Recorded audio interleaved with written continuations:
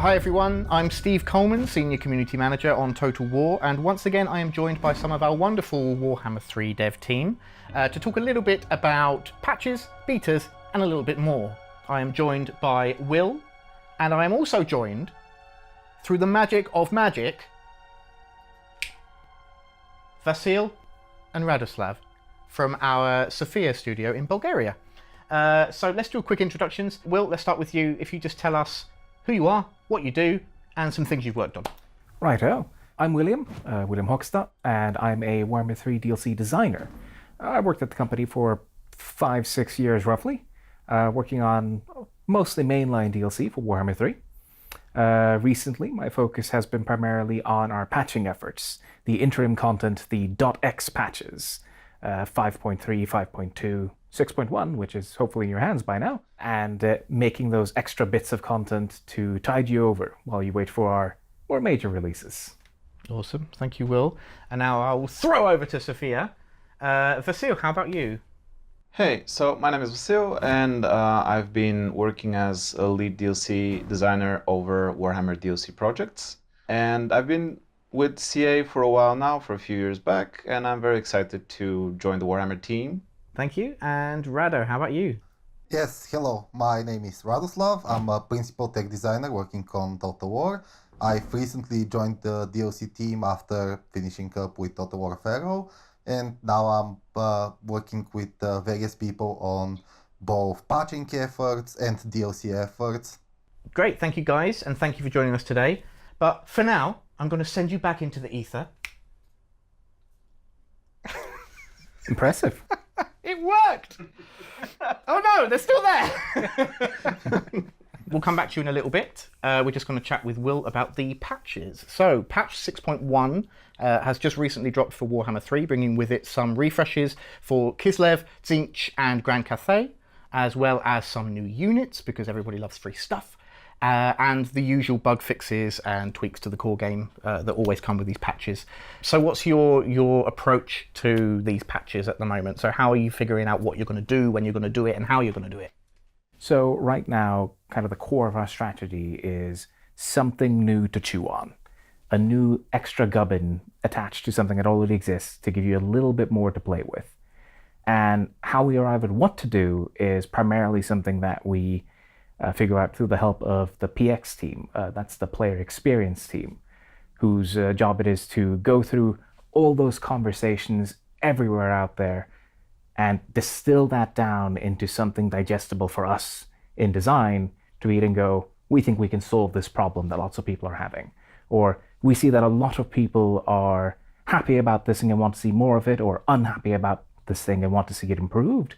And those help inform us in a very qualitative way. Instead of, we can't just always go on our guts. We need some hard data, and PX are the perfect team for providing that to us.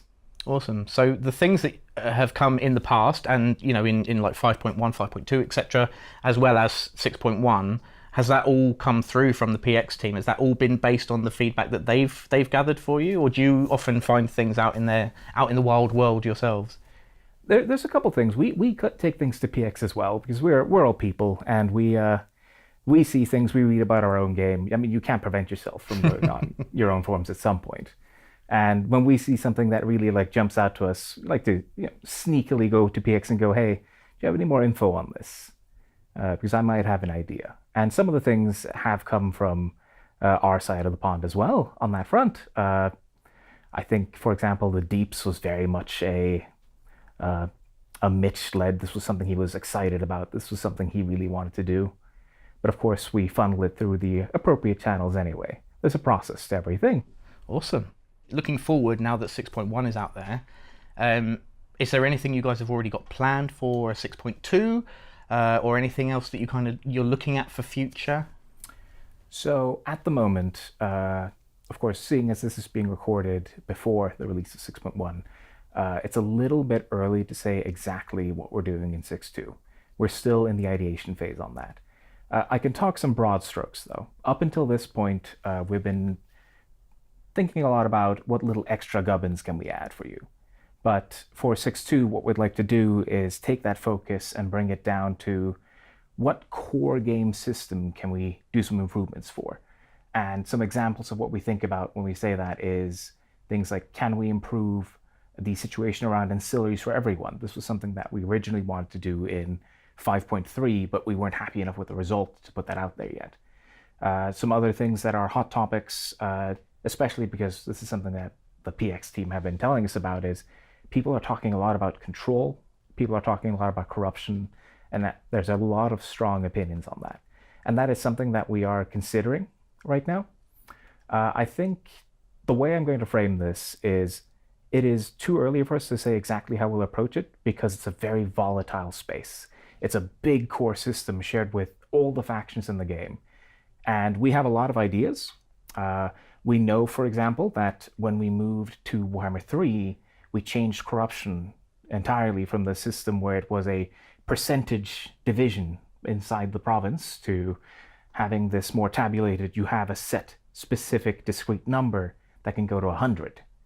And we did that originally because we had this consistent complaint of people who really don't like it when they can't remove all the corruption in the province. They really like to wipe the slate clean, have no corruption. But now we have a different problem where a little bit of corruption can really snowball to 0 or to 100 very easily. And that's something that's a topic where we're having a lot of discussions on this, whether how do we solve this? Do we want to solve this? And that's why I think it's a bit too early to give specifics, but these are the kinds of topics we're talking about right now. And I don't think we can put anything out there until we're quite happy with it, because it's such a core system. So we're gonna have to be really sure about this one. Yeah, I think that's fair enough. No, that's a good approach. I don't know where you'll obviously be in your thought process for this, but maybe this will prompt people to give us a bit more feedback on that specific topic, and maybe we'll get some valuable stuff out of it from there. So we'll have to wait and see. People may recognize your name from the 6.1 dev blog that went out just before 6.1. So obviously you did a lot of work on that, including the fantastic unit card placeholders, which was artistic. I can't think of the word, Will, but you know. It's a crime. It was artistic crimes? Crime, I think is the word you're looking for. Fair enough. I'm very disappointed that they didn't make it into the patch. That aside, are there any kind of highlights from 6.1 or things that you particularly are proud of that you'd want to talk about? I think, yeah. So when we were concepting a lot of the work for 6.1, there was definitely one feature, I think, above all else, that kind of really got the mental juices flowing. It was when we were talking about how do we do atamans. And atamans, of course, are these provincial governors, and so they're meant to emphasize the power of interior Kislev. And as we went through a lot of different variations on what can an ataman do, we came to this idea of what if an ataman lets you take a settlement, left-click it, and then right-click an enemy army nearby and have the settlement attack the army. And this idea of having a settlement attack an army instead of an army attack a settlement, which is the usual Total War flow, just immediately everyone who was talking about this, eyes up. Like, that's an interesting idea. That's fun. And the moment we knew we had that, we couldn't stop chasing that dream, essentially. And it's a big technical challenge to achieve, but it was simply too interesting for us to let it go once we caught onto that idea. Thanks, Will. That's really awesome. From one round of big changes with the refreshes from 6.1 and the future in 6.2 to another side that we're actually working on, which is campaign AI changes. Now, we've just recently run a beta on Steam, which has actually just finished. We're looking at the feedback now. We have another one that's going to be coming up in the near future.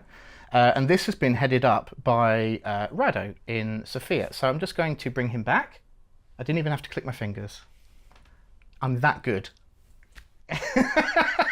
But yes, Radoslav here has been heading up the project for this campaign AI beta. We've just finished one of the rounds of the beta and are looking at the feedback at the moment, and we do have another round coming in the near future. So if you missed out on the first one, don't fret. There will be another opportunity to try out some of these changes. So Rado, for those who haven't actually seen much about this campaign AI beta yet, what is this initiative? What's the kind of top level of what you are looking to do here? So the main goal of the beta this time around is to present the community with our latest efforts in addressing some of the more prevalent feedback around the campaign AI. Most of the changes are centered around the AS passivity, and since the AI is a very fundamental part of the game and it feeds into a lot of different things like game difficulty and so on, we decided to kind of approach it a bit more cautiously, and we decided to go with the beta branch to not suddenly introduce this massive of a change to all users. Awesome. Yeah, that's good. A really good way to let the players kind of have their say, I suppose, in this process. Are there any highlights or any particular things within that beta that you want to call out that you're particularly excited about or proud of? So the highlight change of this beta has to do with the campaign AI's ability to recognize when it's being threatened by foreign forces. We discovered a rather fundamental issue with the way AI just looks at the world, and we found out that one of the rather fundamental assumptions of the AI around when it's being invaded and when hostile forces are present in its territory was just kind of wrong. And the AI was finding itself in situations where it thought it was being assaulted by enemy forces, when in reality, all that was happening was foreign agents were just making incursions into the AI's territory, which caused it to fall into this rather defensive posture, and it started prioritizing, consolidating its forces, making sure all its settlements are garrisoned, and this really robbed it of opportunities to, be aggressive and, do other things in the game. So, like, resolving this issue has been a real standout for us. Awesome. Can people expect quite a kind of big difference in how things play out as a result of this beta? Generally, the overall AI's behavior isn't that different. This tackles a particular set of circumstances where the AI really just completely focuses on defense, but the frequency of this behavior can vary wildly between campaigns. So I expect that in certain playthroughs, like, players will notice a very big difference, and in other playthroughs, the difference might not be so large. This is something that we've struggled with a lot in the past with when it comes to working with the AI. Is there's such a huge variance in events, whether depending on what the player is doing, depending on what the hundreds of other factions are doing, and the AI's decision making is very complex and layered. So it's easy to, or rather, it's difficult to find high-level trends quickly without lots and lots of games being played. And that's one of the great roles of something like the beta, is letting us get lots of information distilled down into a real player experience. Awesome. That's really good to get that insight into it, really. So for the people at home who may or may not have already been on the last beta and are hoping to get in on the next beta, what can the players do to help support you guys in this initiative? Frankly, the best way anyone in the community can help us out is just tell us your honest feelings. This is the most important thing for us. We understand that there might be further issues. There are, many different combinations of difficulty levels and legendary logs that you can play. So no feedback is, worth more or less. Just being open and honest with how you feel about the game is the best thing for us, because it really allows us to understand how you feel, understand what really bothers you, what can we improve. That's the biggest focus for us. Brilliant. Perfect. Thank you. Thanks, Rado, for all that insight into that. So, yep, like we said, there will be another beta starting soon if you did miss out on the first round. So don't fret, just keep an eye out for more information on that in the near future. Now let's move on to another topic of discussion, which I'm sure a lot of you are going to be very excited to hear about, which of course is what's next for Total War Warhammer 3 DLC. So just like our previous DLCs that we've put out over the last couple of years, this will be another 3 Lord pack. But we're going to do things a bit differently now. We're not going to bombard you with all of this information, punch you in the face with it straight away with all of that info. So today we're going to reveal the first of the 3 factions, and Vasil's going to help me with that. So Vasil, what can you tell us about what's next for Total War Warhammer 3's DLC? Actually, I'd be quite interested seeing people guess this online and observe their excitement as much as we're excited to develop it and later on release this DLC. Some guess right, some guess wrong. For the next DLC, we've prepared, as you mentioned, 3 Legendary Lords and also 1 free Legendary Lord. And the first one that we can reveal today is Decala, the Denied One. Just a quick note. We mispronounced Decala's name throughout the rest of our interview, so instead of Decala, please imagine we are saying Decala. On with the show.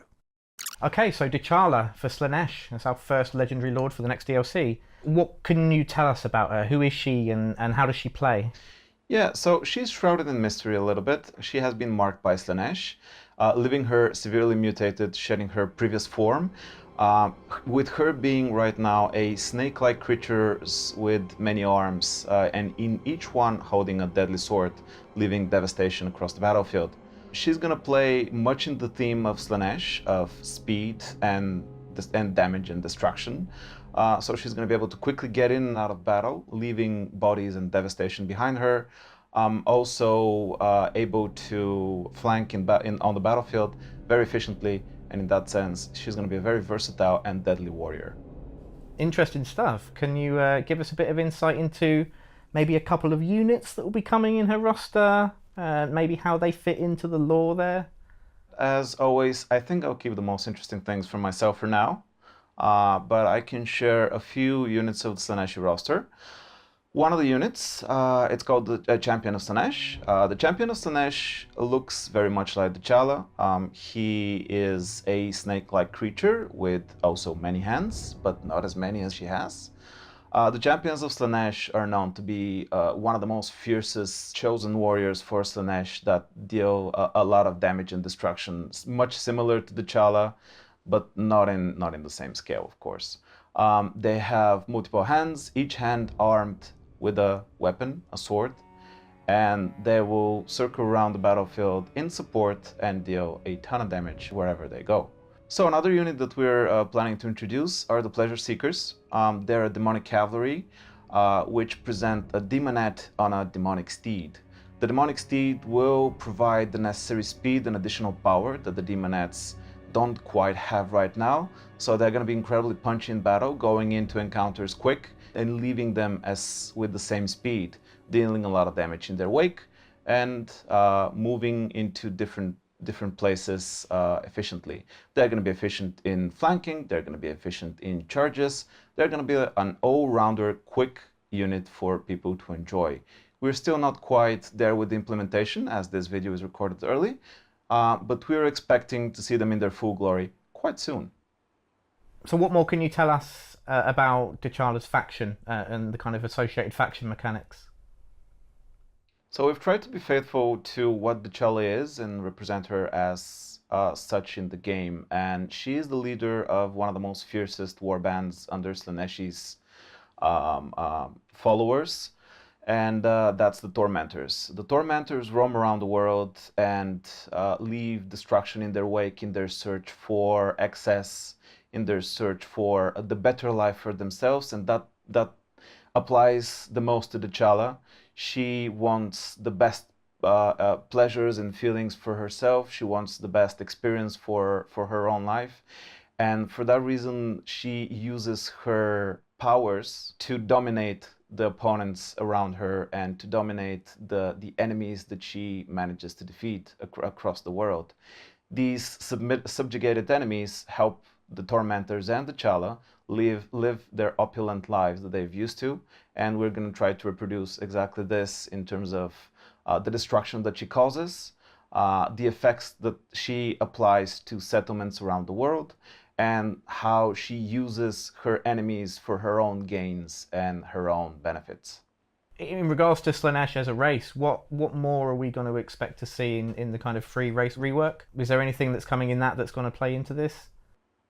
So I'll be honest in this question, and we have to be cautious of how we approach it, as we've discussed many things about Slaanesh. Currently, Nakari is the only available legendary lord for Slaanesh, and we want to distinct him from the other lords that we're going to add with the DLC. And with that distinction, we're looking into the content of Slaanesh as it exists right now, tailored a bit more towards what Nakari presents in comparison to, let's say, Decala. So we're looking into tweaking and modifying things for Slaanesh, like technology trees, skills, and things like that. But beyond this, it's early in development to promise anything, and I don't want to mislead anyone. And for that reason, I'll be more broad and say that we're looking into everything Slaanesh and try to achieve the best result for Decala, Ankari, and the mystery legendary lord that we've not yet revealed. Talking, of course, about Ankari and Decala, both of them have these strong overtones of they defeat their enemies, and then in some way their enemy is then made their puppet or under their control. But what is the key difference between the two approaches, or you're playing Ankari versus when you're playing Decala? That's actually a pretty good question. It's very much on point. They both indeed control their enemies in some form or fashion, although the difference here comes from where Ankari uses seduction. He uses his demonic influence in order to appeal to his victims. Decala is a bit more forceful. She dominates her victims with the help of an elixir of sorts, and we are going to represent that in her faction mechanic, as she's going to be using more forceful methods in order to use the people that she manages to enthrall, and rather than Ankari's softer, I guess, quotes unquote, methods that can be compared with. Nice. Good question. I'm going to have to rein you in a bit. You're going to steal my job. Awesome. Thank you, Vasil, for all that information. So there you have it. The first of your 3 new Legendary Lords coming in the next Total War Warhammer 3 DLC. We will be shining a light on the others in the future, so keep an eye out for more information.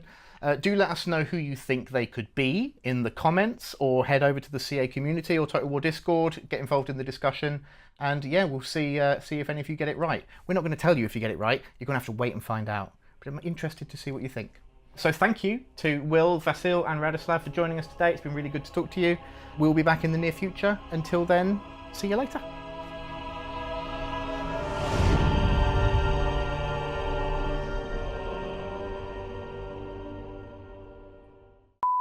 Bye.